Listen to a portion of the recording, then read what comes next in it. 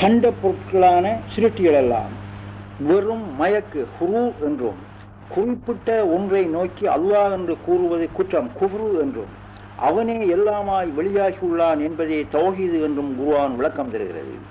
எல்லாம் என்னும் போது எல்கை இல்லாதிருப்பதால் ஏகனாயிருப்பவன் எல்லாமாய் தோற்றுபவன் அவனே என்று பெறப்படுகிறது. இந்த விளக்கத்தை விவரிப்பதே குர்ஆனின் கடமையாகும். இன்றைய உலகில் உள்ள மிக பெரும்பாலான உலமாக்கள் கூட இந்த இலாகு என்ற சொல்லை முறைப்படி விளங்கிக் கொள்ளாமையினால் தான் அப்து வேறு ரப்பு வேறு என்ற முஸ்லிக்கின் கொள்கையை விடாப்பிடியாய் குரங்குப்பிடியாய் பிடித்துக் கொண்டிருக்கிறார்கள். இலாகு என்ற சொல்லுக்கு வணக்கத்துக்குரிய நாயன் என்ற பொருளை கொண்டதால் இஸ்லாத்தின் ஆணி வேரே பிடுங்கப்பட்டிருக்கிறது. வணக்கத்துக்குரிய நாயன் யார்? வணக்கத்துக்குரியவன் ரப்பு தான். நாயன் என்றால் எஜமான் என்று பொருள். இந்த எஜமான் என்ற ரப்பே இலாகு என்ற சொல்லின் பொருளாய் இறைவன் கொண்டிருந்தால் லா ரப்பு இல்லல்லா என்றே கலிமா தரப்பட்டிருக்கும். அல்லாஹ் என்பதை குறிப்பிடவே இலாகு என்ற சொல் கூறப்பட்டது என்றால் லா அல்லா இல்லல்லா என்று கலிமா தரப்பட்டிருக்கும். அப்படி தரப்படவில்லை. அல்லாஹ் தான் ரப்பு என்பதும் ரப்புத்தான் அல்லாஹ் என்பதும் முஸ்லிக்கீன்களுக்கு தெரிந்திருக்கும் போதும் அவர்கள் அறிந்த விஷயத்தை கலிமாவாய் கூறுவதில் என்ன அர்த்தம் இருக்கிறது? அல்லாஹ்வுடன் அல்லாஹ் அல்லாதவையும் உண்டு என்று நம்பிய மகிழ்ச்சியை செருக்கை நீக்கவே கலிமா தரப்படுகிறது. அல்லாஹ் வேறு சிருட்டி வேறு என்று நம்பிய மனிதர்களின் செருக்கை ஒழிக்கவே கலிமா தரப்பட்டது என்பதை மறுக்கவே முடியாது. அல்லாஹ் ஏகமானவன் என்பதை அறியாத மக்களுக்கு அதை அறிவிக்கத்தான் கலிமா தரப்பட்டிருக்கிறது. இலாகு என்பதை வணக்கத்துக்குரிய ரப்பு நாயன் அல்லாஹ் என்று கொண்டால் தௌஹீது நிலைப்படாது. ஏனென்றால் வணக்கத்துக்குரியவன் அல்லாஹான் என்றால் வணங்கும் சிருட்டி அவன் அல்லாதது என்ற பொருளையே குறிக்கும். இதில் அப்துவையும் ரப்பையும் எவ்வகையிலும் ஏகமாய் காண முடியாது. மேலும் கலிமாவில் உள்ள இலாகு என்ற சொல்லுக்கு இறைவன் அல்லது வணக்கத்துக்குரியவன் என்று பொருள் கொண்டால் அது சிறுக்கை நீக்கும் தௌஹீது கலிமாவாக அமையாது. அபூஜஹில் கொண்டிருந்த ஓரிரை கொள்கையை உறுதிப்படுத்தும் ஓரிரை கொள்கை இஸ்லாத்துக்கு நேர் முரணான கொள்கையாகும். இஸ்லாத்தின் கொள்கை ஏகத்துவ கொள்கையாகும். சிருட்டி என்பது கலிமாவில் இடம்பெறாத நீக்க பொருளாக கொள்ள வேண்டி ஏற்படும். அப்படியானால் இறைவனும் இறைவேதமும் அவசியம் அல்ல என்று ஆகும். இறைவனும் வேதமும் அவசியம் இல்லையானால் மனித சமூகத்தின் நிலைமை என்னாகும்? இன்று உள்ள உலகின் சீரழிவு காரணம் தௌஹீது கொள்கை தவறி போய்விட்டமையே. இலாகு என்பதை சிருட்டி என்று கொண்டால் தௌஹீது நிலைப்படும். எப்படி என்றால் இலாகு என்பதை சிருட்டி என்று கொள்ளும் போது அல்லாஹ் தவிர சிருட்டி இல்லை என்று கலிமா உணர்த்துவதால் இருப்பது அல்லாஹ் மட்டுமே என்று பெறப்படுகிறது. இங்கே அல்லாவே எல்லாமாக இருக்கிறான் என்ற தௌஹீது நிலைப்படும். அல்லாஹ்வுடன் அவன் அல்லாததும் உண்டு என்ற இணை கற்பித்தல் நீங்கிவிடும். ருபூபியத்து என்றால் என்ன என்பதை மனிதனால் இலகுவாய் உணர்ந்து கொள்ள முடியும். இதில் இன்னொரு விஷயம் என்னவென்றால் ஆதம் அலைஹிஸ்ஸலாம் அவருடைய காலத்தில் வணங்கப்படுகிற சிருட்டியான இலாகு இருந்ததில்லை. ஆகவே இலாகு என்ற சொல்லுக்கு அவர்கள் வணங்கப்படுகிற நாயன் என்று பொருள் கொண்டிருந்திருக்க முடியாது. அச்சொல்லுக்கு ரப்பு என்றோ அல்லது வணங்கப்படுகிற இறைவன் என்றோ அவர்கள் பொருள் கொண்டிருந்தார்கள் என்பதற்கு எவ்வித ஆதாரமும் கிடையாது. அல்லாஹ்வை அன்றி அவர்கள் வேறு எதையும் வணக்கத்துக்குரிய நாயனாக எடுத்துக்கொண்டதாகவோ அல்லது பல ரப்புக்கள் இருப்பதாக நம்பியிருந்ததாகவோ எவ்வித ஆதாரங்களுமே இல்லை. கலிமா ஒரே கருத்துடைய முகக்கமோ என்றால் 1,24,000 நபிமார்களும் ஒரே கருத்தை தான் கொண்டிருந்திருப்பார்கள். ஆதலால் ஆதம் அலைஹிஸ்ஸலாம் அவர்களும் ஏனைய நபிமார்கள் கொண்டிருந்த அதே கருத்தை தான் கொண்டிருந்திருப்பார்கள். ஆதம் அலைஹிஸ்ஸலாம் அவர்கள் செய்த தவறு என்பது தடுக்கப்பட்ட விருட்சத்தை அணுகி அதன் பழத்தை உண்டது மட்டும்தான். அந்த குற்றத்திலிருந்து விடுபடவே அவர்களுக்கு கலிமா கொடுக்கப்பட்டிருக்கிறது. விக்கிரக வணக்கம் செய்ததற்காக அல்ல. பல ரப்புக்கள் பல நாயன்கள் வணக்கத்துக்குரிய பல வஸ்துக்கள் இருப்பதாக அவர்கள் நம்பியதற்காக அல்ல. முன்பு கலிமா முஹக்கமு என்றும் இபாரத் தலாலத் இஷாரத் இஹ்திலாப் ஆகிய 4 பிரமாணங்களின் படியும் ஒரே கருத்தையே அது கொடுக்க வேண்டும் என்றும் கூறினேன். அது உண்மையா என்பதை இப்பொழுது பார்ப்போம். அதாவது முதலாவது இபாரத். இலாஹி என்பது மனிதனால் வணங்கப்பட்ட சிருட்டி என்பதைத்தான் இபாரத் என்ற வெளிச்சத்த பிரமாணம் விளக்குகிறது. அன்றும் இன்றும் அப்படித்தான் நம்புகிறான் மனிதன். இல்லாவிட்டால் இந்த சொல்லில் எதிர்ப்பு காட்டியிருக்க மாட்டார்கள். அரபு பாஷையில் இலாகு என்றால் வணங்கப்படுகிற சிருட்டி என்பதுதான் அதன் அர்த்தம். இப்பொழுது தலாலத்தை நோக்குவோம். அதாவது வணங்கப்பட்ட சிருட்டி கல் என்றால் கல்லை எடுத்த மலை பூமி அல்லாஹ்தான் என்றாகும். உலோகம் அல்லது வேறு எப்பொருளை வேண்டுமானாலும் கொண்டு நாம் நோக்கலாம். பூமியாகிய சிருட்டி அல்லாஹ்வின் வேறல்ல என்றால் அதற்கு எதிரடையான வானமும் அவன் அல்லாததல்ல என்றாகும். மனிதன் தன் புலனறிவால் அறியும் அத்தனை சிருட்டிகளும் இலாகுகள் தான். இது குர்ஆன் ஹதீஸ்களின் தீர்ப்பாகும். மூன்றாவது இஷாரத், அதாவது தலாலத்தின்படி தோன்றும் சிருட்டிகள் யாவும் அல்லாஹ்வின் வேறல்ல என்றால் தோன்றாது, அதாவது மலக்குகள் ஜின்கள் போன்ற சிருட்டிகளும் அல்லாஹ்வின் வேறல்ல என்று ஆகும். தோற்றுவதும் தோற்றாததும் சிருட்டிகள் தானே. தோற்றமும் தோற்றமின்மையும் கட்டுப்பாடாயிருக்கின்றன, மனித அறிவுக்கு உட்பட்டவையாயிருக்கின்றன. அல்லாஹ்வோ கட்டுப்பாட்டில் அமையாத மிக பரிசுத்தமானவனாயும் ஏகனாயும் இருக்கிறான். நாலாவது இஹ்திலாஃப், இஷாரத்தின்படி தோன்றுவது தோன்றாதது யாவும், அதாவது அறிவில் அமைந்தவை யாவும் அமையாதவையும் அல்லாஹ்தான் என்றால் அறிவில் அமையாதவையும் அல்லாஹ்தான் என்றாகும். அதாவது அறிவில் அமைய மாட்டான் என்பது தெளிவாக்கப்படுகிறது. அல்லாஹ் அறிவில் அமைய மாட்டான் என்பது தெளிவாக்கப்படுகிறது. இந்த 4 பிரமாணங்களின் படியும் இலாகு என்ற சொல் சிருட்டியை நோக்கியது என்பதே நாம் இப்பொழுது அறிவோம். இப்போது கலிமாவில் உள்ள இல்லா என்ற அந்த சொல் அல்லாஹ்வை தவிர என்று உணர்த்துவதால் வணங்கப்படுகிற வணங்கப்படாத புலன்களுக்கு எட்டாத சிருட்டியான பௌதிக உலகம், புலன்களுக்கு எட்டாத சிருட்டியான சூட்சும உலகம், அறிவுக்கு எட்டாமல் இருந்து கொண்டிருக்கிற ரப்பும் அல்லாஹ்வாகவே அன்றி இல்லை என்று உணர்த்தப்படுகிறது. எனவே லா இலாஹ இல்லல்லாஹ் என்ற கலிமாவில் உள்ள இலாகு என்ற சொல் பொது பெயர் சொல்லாகவும் முகக்கமுவான ஒரே கருத்துடையதாகவும் உண்மைகளின் இலக்கிய பாசை வழக்குக்கு ஒத்ததாகவும் அமைந்திருப்பதை நாம் காணலாம்.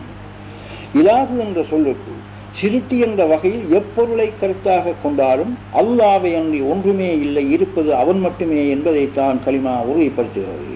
இதை தவிர இலாகு என்ற சொல்லுக்கு வணக்கத்துக்குரிய நாய் என்று பொருள் கொண்டால் அது தௌஹீதுக்கு முரணான சிறுக்கையை உறுதிப்படுத்தும். இந்த விவரம் எமது முதல் நூட்களில் தரப்பட்டிருக்கின்றன.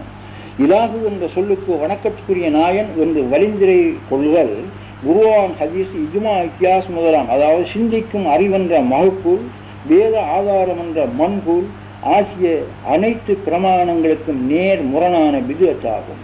இஸ்லாமிய சமூகம் ஆத்மீக துறையில் சிந்திக்கும் ஆற்றலை இழந்திருப்பதற்குரிய மிக முக்கியமான காரணம் கலிமாவின் உண்மை நேர் முரணாக புரட்டப்பட்டிருப்பதே ஆகும். புரட்டாமல் இருந்திருந்தால் ஹிஜ்ரி 1ஆம் 2ஆம் 3ஆம் நூற்றாண்டுகளிலே முஸ்லிம்கள் செவ்வாய் கிரகத்தில் ஒரு ரெஸ்ட் ஹவுஸை அமைத்திருப்பார்கள். அப்படி அமைத்திருந்தாலும் ஆச்சரியப்படுவதற்கில்லை. கலிமா மூடப்பட்டதோடு குர்ஆனிலிருந்து பெறப்பட வேண்டிய அபாரமான ஆதாரபூர்வமான கல்விகளெல்லாம் மூடப்பட்டுவிட்டன. குர்ஆனையும் இன்றைய விஞ்ஞானத்தையும் ஒப்பிட்டு நோக்கினால் விஞ்ஞானம் அறிவுத்துறையில் தவழும் குழந்தை என்று கூற வேண்டியுள்ளது. இன்ஷா அல்லாஹ் சமீபத்தில் போது நான் நிரூபித்து காட்டுவேன். இப்போது ஓர் சந்தேகத்துக்கு விடை கூறுவோம். கலிமா இதிலுள்ள இலாகு என்ற சொல்லுக்கு சிருட்டி என்று பொருள் கொள்வதா அல்லது வணங்கப்படுகிற சிருட்டி என்று பொருள் கொள்வதா? இந்த சந்தேகத்துக்குரிய விடையை இங்கே கூறுவோம். வணக்கத்துக்குரிய என்ற வசனத்தில் ஒரு மயக்கு இருக்கிறது. வணக்கத்துக்கு உரியது என்றால் விருப்புக்கு, ஆசைக்கு, உவப்புக்கு உரியது என்பதே அதன் பொருளாகும். வணக்கம் என்பது தன்னிறைவு பெறும் நோக்கமாக ஏற்படும் ஆசைக்கு, விருப்புக்கு, உவப்புக்கே கூறப்படுகிறது. இது குர்ஆன் ஆதாரம் என்று தருகிறேன். வணக்கம் உடற்செயல் மட்டுமல்ல, உள்ளத்தின் வெளிப்பாடே உடற்செயல் என்பது. அதாவது மனோ இச்சையை ஏற்படுத்துவதற்கு காரணமாக இருந்தது எதுவோ அதை விரும்பும் ஆசையும் அதனால் ஏற்படும் செயலுமே வணக்கம் என்பது. ஹவ்வா அலைஹிஸ்ஸலாம் அவர்களை கண்ட ஆதம் அலைஹிஸ்ஸலாம் அவர்கள் தன்னுடைய மனோ இச்சையினால் தான் ஹவ்வா அலைஹிஸ்ஸலாம் அவர்களை தன்னை விட்டு வேறாய் கண்டது மட்டுமல்லாமல் உவப்பும் கொண்டார்கள். இந்த உவப்பே வணக்கமாய் அமைந்தது. வணங்கப்படும் தெய்வம் ஹவ்வா அலைஹிஸ்ஸலாம் அவர்களாக அமைந்தார்கள். ஆதம் அலைஹிஸ்ஸலாம் அவர்கள் தம் மனோ இச்சையை தெய்வமாக்கி கொண்டதனால் தான் சிறுக்குடையவர்களாய் மாறினார்கள். இந்த அவர்கள் விக்கிரக வணக்கம் செய்ததற்காக அல்ல. இந்த சிறுக்கிலிருந்தும் விடுபடவே அவர்களுக்கு கலிமா கொடுக்கப்பட்டிருந்தது. எனவே கலிமாவில் உள்ள இலாகு என்ற சொல்லுக்கு சிருட்டி என்பதே சரியான பொருளாகும். இப்படி பொருள் கொள்வதே எக்காலத்துக்கும் பொருத்தமாயும் அமைகிறது.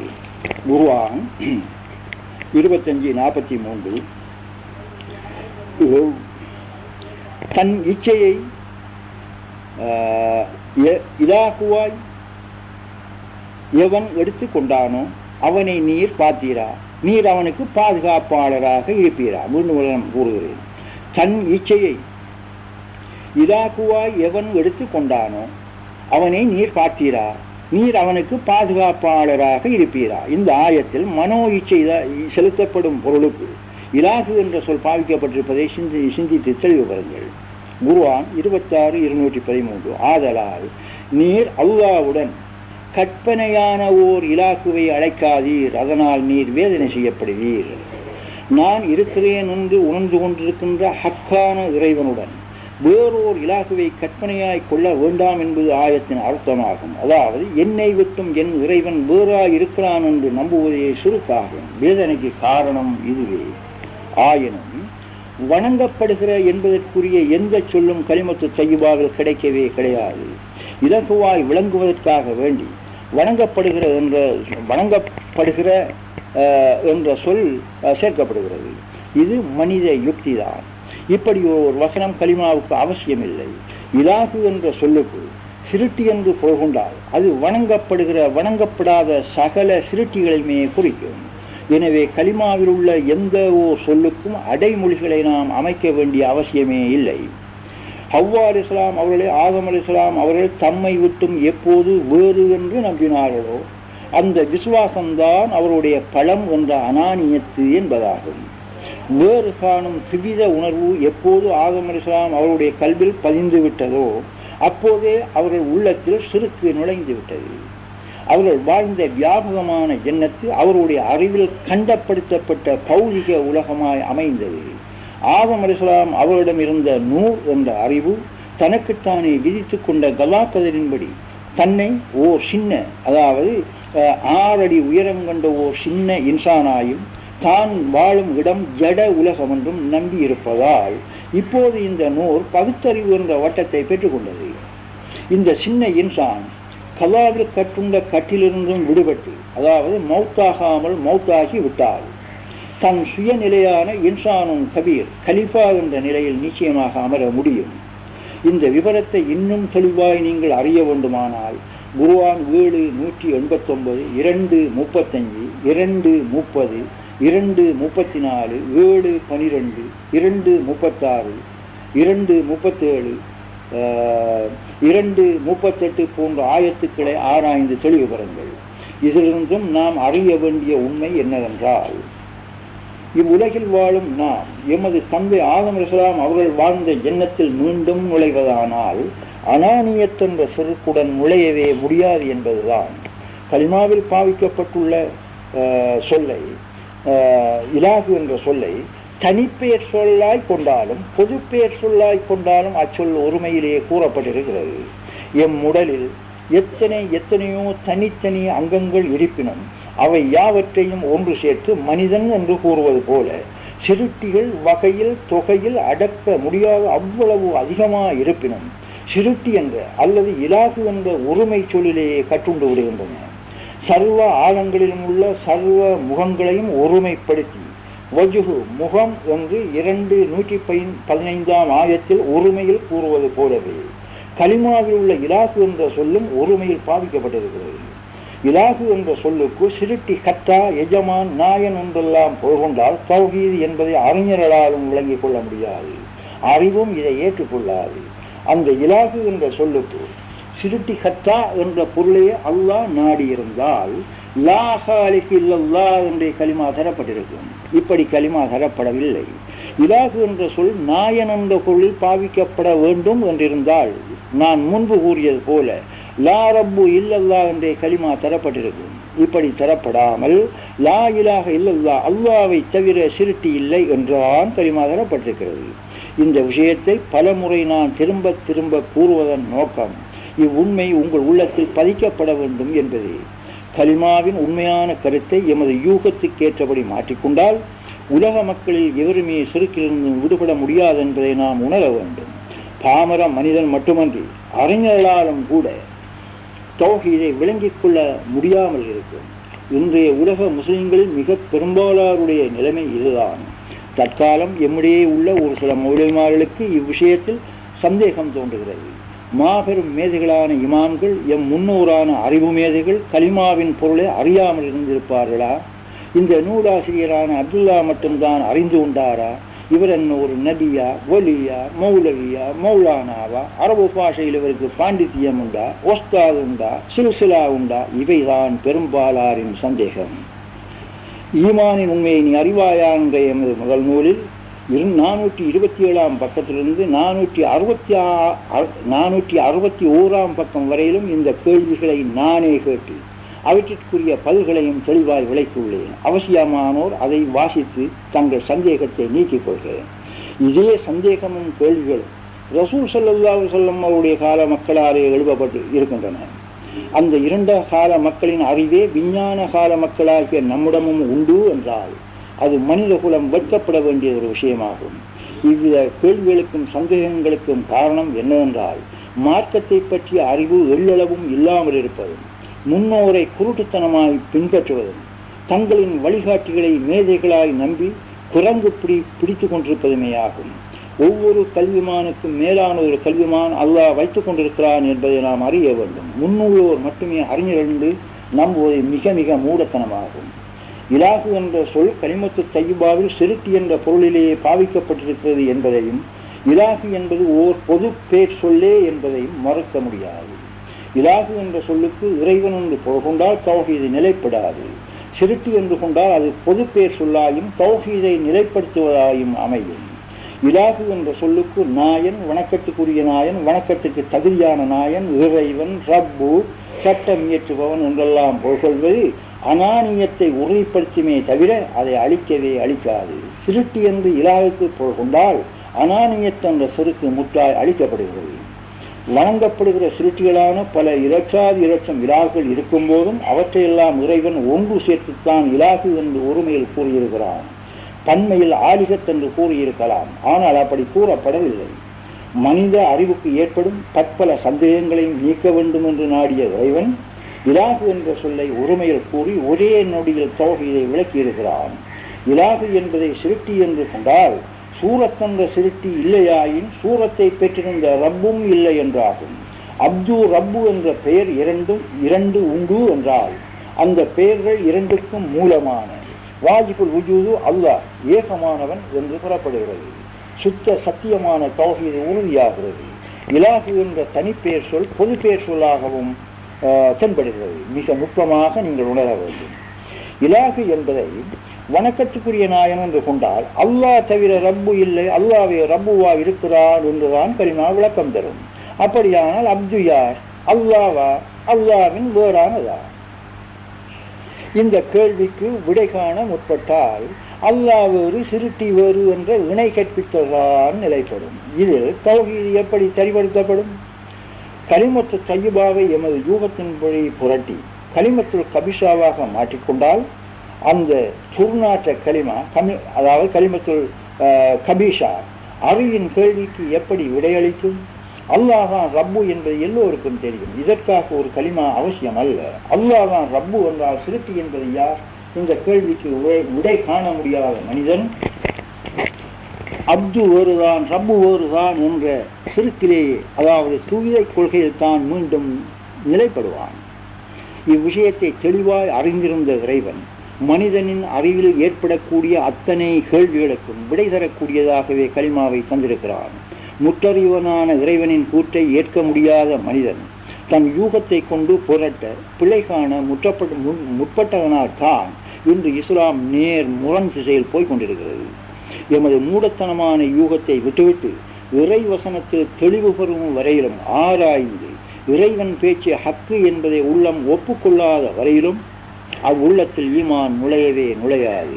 குர்ஆன் ஹதீஸ்களையும் பகுத்துணர்ந்து ஆராயும் அனுமான அறிவையும், அதாவது உண்மையான யுக்தியையும் மூலையில் எறிந்துவிட்டு வாயினால் குர்ஆனை ஏற்றுக்கொண்டோம் என்பதும், குர்ஆனுக்கு முரணாய் அபூஜஹலின் கொள்கையை குர்ஆனின் வியாக்கியானம் என்று மக்களை ஏமாற்றுவதும் அல்லாஹ் ரசூலுக்கு முற்றிலும் முரணான செயலாகும். இன்னும் சிந்தனை செய்யுங்கள். இல்லா, அதாவது தவிர, அன்றி என்ற சொல் இலாகு என்பதற்கு அல்லாஹ் நாடிய பொருள் சிறுக்கி என்பதே என்று நிரூபணம் செய்கிறது. வுஜூதுவாய் மனித அறிவில் அமையாமல் இருக்கின்ற அல்லாஹ் தன்னுடைய இரண்டாவது மரத்தபாவை, அதாவது அறிவினால் அறியக்கூடிய ரப்பு அப்து என்ற ருபூபியத்தின் உண்மையை மனித அறிவுக்கு மிக இலக்குவாய் விளக்குவதற்காகவே இலாகு என்ற சொல்லை இல்லா, தவிர, அன்றி என்ற சொல்லோடு அவ்விரு சொற்களையும் அல்லாஹ் என்ற சொல்லோடும் சேர்த்து அமைத்திருக்கிறார். இலாகு என்ற சொல்லுக்கு எந்த சிருட்டியை எடுத்துக்கொண்டு நோக்கினாலும் அது தௌஹீதை மட்டுமே உறுதிப்படுத்தும். 112ஆம் சூறாவில் அஹதுன் என்ற சொல்லை சமது என்ற சொல் தெளிவுபடுத்தியது போல கலிமாவில் உள்ள இல்லா என்ற சொல் இலாகு என்பது சிருட்டியை நோக்கி கூறப்பட்டதே என்று விளக்குகிறது. இஸ்ராத் நித்து என்பது இணை ஏற்படுத்துதல் என்ற சிறுக்கை குறிப்பதாகும்.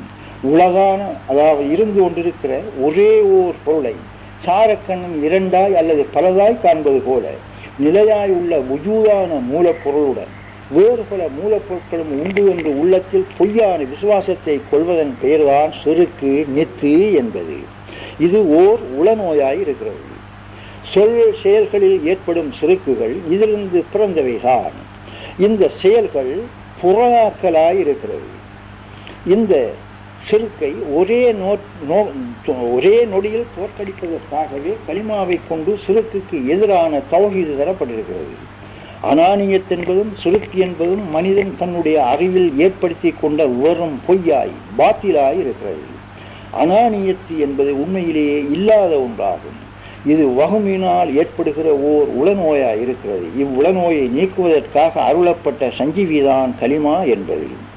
குர்ஆன் 14, 24, 25, 26, 27 ஆயத்துக்களை ஆராய்ந்து இந்த உண்மையை தெளிவுபடுங்கள். குர்ஆனை கலிமாவும் கலிமாவை குர்ஆனும் சூழ்ந்த மொழி தாய் இருப்பதை நாம் ஏற்றுத்தான் ஆக வேண்டும். குர்ஆனை புரட்டவோ இருட்டடிப்பு செய்யவோ வேண்டியதில்லை.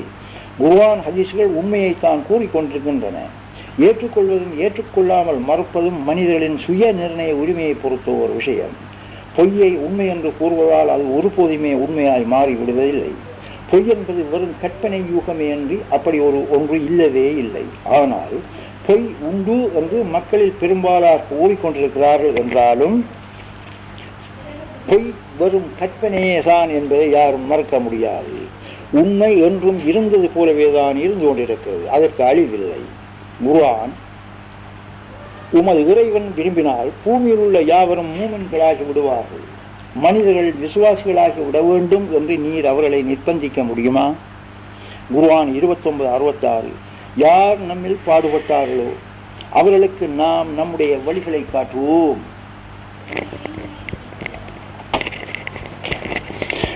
இப்போது நம்முடைய உள்ள ஒரு சில மௌலவிகளின் மயக்கத்தை நாம் தெளிவு செய்ய வேண்டிய கடமையாயிருக்கிறது. இப்பொழுது குர்ஆன் 114:3 மனிதர்களின் இறைவன், அதாவது மனிதர்களின் இலாகு என்று கூறப்பட்டிருக்கிறது. இவ்வாயத்தின்படி இலாகு என்ற சொல் இறைவனை மட்டுமே சுட்டிக்காட்டி இருப்பதால் குர்ஆனை கொண்டே விளங்குதல் என்ற வகையில் கலிமாவில் உள்ள இலாகு என்ற சொல்லுக்கு வணக்கத்துக்குரிய நாயன் என்று பொருள் கூறுவதில் என்ன தவறு இருக்கிறது என்று ஒரு சந்தேகம் ஒரு சில உலமாக்களுக்கு உருவாகிறது. இது ஓர் மௌலவி என்னிடம் கடிதம் மூலம் கேட்ட ஓர் கேள்வியாகும். அந்த கேள்விக்கு நான் அப்போதே பதில் கூறிவிட்டேன். ஆயினும் அவரை போன்ற பிற உலமாக்களும் சந்தேகம் தெளிய வேணும் என்பதற்காக இங்கு கொஞ்சம் கூறி வைக்க விரும்புகிறேன். குர்ஆன் 114 1, 2, 3, 4, 5, 6 இந்த வசனங்கள் அத்தனையும் பார்ப்போம். நீர் கூறுவீராக, மனிதர்களின் இறைவனிடம் ரப்பிடம் நான் பாதுகாவல் தேடுகிறேன். அவன் மனிதர்களின் அரசன், மனிதர்களின் இலாகு. மனிதர்களின் இருதயங்களில் சந்தேகங்களை ஊட்டிவிட்டு மறைந்து கொள்ளும் விஷமிகளின் தீங்கை விட்டோம். ஜின்கள், நான் இலட்சிக்க கோருகிறேன், அவர்கள் ஜின்களிலும் உண்டு மனிதர்களிலும் உண்டு. இதில் அவன் மனிதர்களின் இலாகு என்று கூறப்படுகிறது. இந்த ஆயத்தை தெளிந்த அறிவோடு நோக்குங்கள். இரண்டாவது வசனத்தில் மனிதர்களின் ரப்பிடம் என்று கூறப்பட்டிருக்கிறது தெளிவாக தென்படுகிறது. மனிதர்களின் இறைவன் ரப்புத்தான் என்பதில் சந்தேகம் யாருக்குமே இல்லை. ரப்பிடமே பிரார்த்தனை செய்யப்பட்டிருப்பதால் அந்த ரப்புத்தான் வணங்கப்படுபவனாயும் வணக்கத்துக்கு தகுதியானவனாயும் இருக்கிறான் என்பதை நாம் பூர்ணமாக ஏற்கிறோம். பிரார்த்திப்பவர் வணங்குகிறார் என்பதற்கு ஹதீஸில் ஆதாரம் உண்டு. ஆனால் ரப்பு என்ற சொல் ஆளுமையுடையோன் எஜமான் என்பதை நோக்குவதால் இருக்கிறது. ஆளுமையுடையோன் எஜமான் வணக்கத்துக்குரிய ரப்புத்தான் என்பது தெளிவாய் விளக்கப்பட்டிருக்கிறது. அப்படி விளக்கப்பட்டிருப்பதால் மீண்டும் வணக்கத்துக்குரிய ரப்பு அவன் தான் என்று கூறப்பட வேண்டிய அவசியமில்லை. ஆனால் இறைவன் கூறியிருக்கிறானே என்று நாம் கொண்டால் அது எமது மகிழ்ச்சிதான். கலிமாவில் உள்ள இலாகு என்ற சொல்லுக்கு வணக்கத்துக்குரிய நாயன் ஆண்டவன் என்று பொருள் கொண்டது எம் முன்னோரின் மகிழ்ச்சியாயும் அவர்களை கண்மூடித்தனமாய் பின்பற்றுவது இக்காலத்தில் உள்ள விளக்கம் பெறாத உலமாக்களின் மகிழ்ச்சியாயும் இருக்கிறது. குர்ஆன் 31:21 அவர்களை நோக்கி அல்லாஹ் இறக்கியதை பின்பற்றுங்கள் என்று கூறப்பட்டால் அதற்கு அவர்கள் இல்லை, எங்கள் மூதாதைகள் அதாவது எமது வழிகாட்டிகளான இமாம்கள் எதன் மீது இருக்க கண்டோமோ அதையே பின்பற்றுவோம் என்று கூறுகின்றனர். அவருடைய மூதாதைகளை ஷைத்தான் நரக வேதனையின் பால் அழைத்திருந்தாலுமா பின்பற்றுவார் என்று அல்லாஹ் கேட்கிறான். எமது உலமாக்களில் ஒரு கூட்டம் இமாம்களை பின்பற்றாதவன் காபீர் என்று கூறுகிறது. இன்னொரு கூட்டம் வேறு சில இமாம்களை பின்பற்றி கொண்டிருந்தும் இமாம்களை பின்பற்றுபவன் காபீர் என்று கூறுகிறார்கள். ஆனால் இவ்விரு கூட்டமும் கலிமாவில் உள்ள இலாகு என்ற சொல்லுக்கு வணக்கத்துக்குரிய நாயன் என்றே பொருள் கூறுகிறார்கள். இவ்விரு வகை உலமாக்களும் இரவல் மூளை உடையவர்களை அன்றி சுய சிந்தனை ஆராய்வு உடையவர்களும் அல்ல, குர்ஆனை இமாமாய் கொண்டவர்களும் அல்ல. இவ்வகையினர் மன்கூல் மஹ்கூல் என்ற பிரமாணங்களை அறிந்தவர்களும் அல்ல, நடைமுறையில் எடுத்துக்கொண்டவர்களும் அல்ல. அப்படி இருந்தும் இவர் தங்களை ஞான மேதைகளாகவே காட்டிக்கொள்கிறார்கள். என்னே இவர்களின் அறியாமை! இந்த ஆயத்து அருளப்படுவதற்கு முன்பும் எது இலாஹின்னாஸ் இந்த வசனம் அருளப்படுவதற்கு முன்பும் அருளப்பட்ட காலத்திலும் இக்காலத்திலும் உள்ள மனிதர்களில் சுன்னத்துவல் ஜமாத்தைச் சேர்ந்த மூமின்கள் அல்லாத எவரும் வணங்கப்படுகிற இலாகு அல்லாஹ்வின் தோற்றப்பாடுதான் என்பதை ஏற்றுக்கொள்ளவில்லை. இறைவனின் அன்பை பெற முஸ்லிக்கீன்கள் வசிலாவாக எடுத்துக்கொண்டிருந்த லாத், உஜ்ஜா, மனாஸ் போன்ற விக்கிரகங்களைத்தான் அந்த மக்கள் இலாகு என்று ஒருமையிலும் ஆரிகத்தென்று பன்மையிலும் கூறிக்கொண்டிருந்திருக்கிறார்கள். இதற்கு நிறைய ஆதாரங்கள் உண்டு. இன்றும் மனிதன் அப்படித்தான் கூறிக்கொண்டிருக்கிறான். இவ்வித இலாகுகள் அல்லாவை விட்டும் வேறானவே அல்ல என்பதை விளக்கவே நாம் காட்டிய அந்த வசனம் இலாஹின் நாஸ் மனிதர்களின் இலாகு என்று கூறப்பட்டிருக்கிறது. இந்த இலாகு என்ற சொல்லுக்கு ஆண்டவன் வணக்கத்துக்குரிய நாயன் தெய்வம் என்றெல்லாம் பொருள் கொள்வதின் மகிழ்ச்சியாயும் அறிவுக்கு முரணாயும் அமைகிறது. எப்படி என்றால் மனிதர்களின் ஒரு கூட்டத்தாரின் இலாகு விக்கிரகமாயும் இன்னொரு கூட்டத்தாரின் இலாகு ரப்புவாயும் இருக்கும்போது மனிதர்களின் எல்லா கூட்டத்தினரையும் ஒன்று நோக்கித்தான் இறைவன் மனிதர்களின் இலாகு என்று கூறியிருக்கிறான். எனவே இலாகு என்ற சொல் வணங்கப்பட்ட சிருட்டியையும் வணங்கப்பட தகுதியான சிருட்டி கர்த்தாவையும் ஒன்றிணைத்த பொது பேர் சொல்லாகவே இறைவனால் பாவிக்கப்பட்டுள்ளது என்பது வெளிப்படையாகவே தென்படுகிறது. ஆகவே இலாஹின் நாஸ் என்பதில் உள்ள இலாகு என்ற சொல்லுக்கு ரப்பு என்று மட்டும் பொருள் கொண்டாலும் அப்து என்று மட்டும் பொருள் கொண்டாலும் குர்ஆனை புரட்டுவதாகவே அமையும். அந்த இலாகு என்ற சொல் இவ்வசனத்தில் பொது பேர் சொல்லாகவே அமைந்திருக்கிறது என்பதை நம்மால் மறுக்க முடியாது. முஸ்லிம்களில் இலாகு இறைவனாயும் முஸ்லிக்கீன்களின் இலாகு சிருட்டியாயும் இருப்பதால் மனிதர்களின் இலாகு என்னும் போது அது மனிதனால் வணங்கப்பட்ட இலாகுவான சிருட்டியையும் மனிதர்களின் இறைவனான ரப்புவையும் ஒன்றிணைத்த பொது பேர் சொல்லாகவே தரப்பட்டிருக்கிறது என்பதை எப்படி மறுக்கலாம்? அல்லாஹ்வை அன்றி இல்லை என்றும் இருப்பது அல்லாஹ் மட்டுமே என்றும் கலிமா உணர்த்தும் தௌஹீதை அடிப்படையாய் கொண்டே இந்த முடிவை நாம் கொண்டிருக்கிறோம். கலிமாவில் உள்ள இலாகு என்ற சொல்லுக்கு வணக்கத்துக்குரிய நாயன் என்று பொருள் கொண்டால் அறிவுக்கும் உண்மைக்கும் முரணாய் அபூஜைகளின் கொள்கையான சிறுக்கில் இருந்து கொண்டே நாம் குர்ஆனை அணுகினோம் என்பதுதான் அதன் அர்த்தமாகும். மேலும் கூறுவதானால் இலாஹின் நாஸ் என்பதன் கீழ் வசனங்களை கொண்டு நாம் கூறிய உண்மையை பூரணமாய் நிரூபிக்க முடியும். ஆயினும் நான் விரிவை அஞ்சுவதால் எடுத்துக்கொண்ட விஷயத்துக்கு இவ்வளவு விவரமே போதுமானது என்று நான் நம்புகிறேன். இன்னும் ஒரு சில மௌலிகளுக்கு ஏற்படுகிற இன்னொரு சந்தேகத்தை நான் நீக்கி வைக்க கடமைப்பட்டவனாக இருக்கிறேன்.